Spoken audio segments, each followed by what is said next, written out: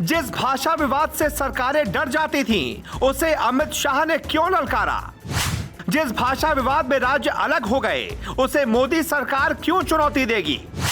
भारत में हिंदी पर मोदी सरकार का जोर, अंग्रेजी के दौर में हिंदी पर युद्ध। भारत में कितने ऐसे लोग हैं जिन्हें हिंदी बोलने में शर्म आती है? कितने ऐसे लोग हैं जिन्हें अंग्रेजी ना भी आती हो तो भी हिंदी बेल्ट वाले किसी भी व्यक्ति का मजाक बनाते हैं?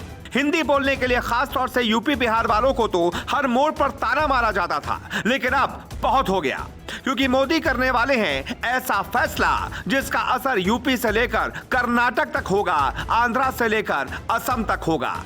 फिर जो लोग हिंदी बोलने में हिचकते थे, वो शान से कह सकते हैं, हम हिंदुस्तानी हैं, हमारी भाषा हिंदी है, हमारी राजकीय भाषा हिंदी है, हम हिंदी हैं और हिंदी ही बोलेंगे।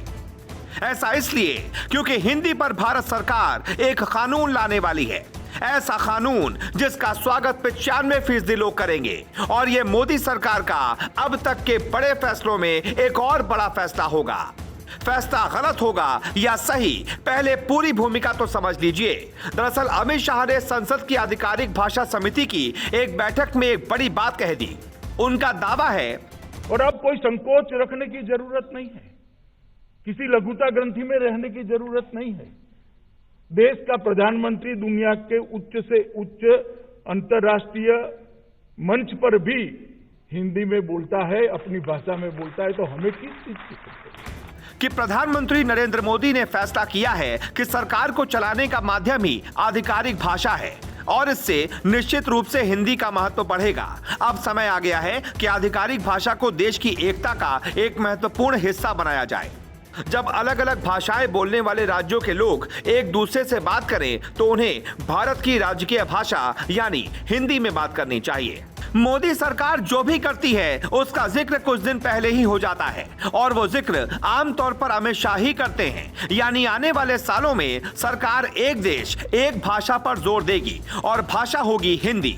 ये कोई आज की प्लानिंग नहीं है, क्योंकि मोदी सरकार लंबे समय से हिंदी के इस्तेमाल पर विचार करने की कोशिश कर रही है, जिसका देश के कई कोनों में विरोध किया जाता है। हिंदी पर सरकार का जोर इतना है कि पूर्वोत्तर के राज्यों में कुछ सालों में सिर्फ हिंदी भाषा के लिए 22,000 शिक्षकों की भर्ती की गई है। पूर्वोत्तर में जो राज्य आते हैं उनमें असम, मेघालय, मणिपुर, मिजोरम, नागालैंड, त्रिपुरा, सिक्किम और अरुणाचल प्रदेश है। इन राज्यों के लिए 22,000 हिंदी वाले शिक्षकों की भर्ती सरकार ने 8 राज्यों में पहले ही कर तैयारी की है। शाह का दावा है कि मोदी सरकार का 70% एजेंडा हिंदी में तैयार होता है। सरकार का मन लंबे समय से है, अब इस अच्छे कदम का भी विरोध होने लगा है। कांग्रेस ने अपने ट्विटर हैंडल से विरोध जताते हुए दावा किया कि सरकार हिंदी के लिए दबाव नहीं डाल सकती। गायक AR रहमान तक मोदी सरकार को आंख दिखाने लगे हैं। सरकार ये जानती है कि भारत में भाषा का विवाद इतना बड़ा होता है कि राज्य का बंटवारा तक करना पड़ता है। पीएम मोदी का राज्य गुजरात जिसका सबसे बड़ा उदाहरण है। 50 से 60 के दशक में महाराष्ट्र एक लंबा आंदोलन चला, जिसकी मांग थी कि गुजराती भाषा के आधार पर एक अलग राज्य गुजरात होना चाहिए था, क्योंकि उन दिनों भी महाराष्ट्र में मराठी भाषा ही थी। ऐसे ही एक नहीं कुछ और राज्य बने। गुजरात के बाद पंजाब से अलग होकर हरियाणा भी अलग राज्य बना। अब ऐसी धधकती आग पर मोदी सरकार क्यों बैठना चाहती है? यह सवाल आपको तभी समझ में आएगा जब आपके अंदर राष्ट्र की विचारधारा सकारात्मक होगी।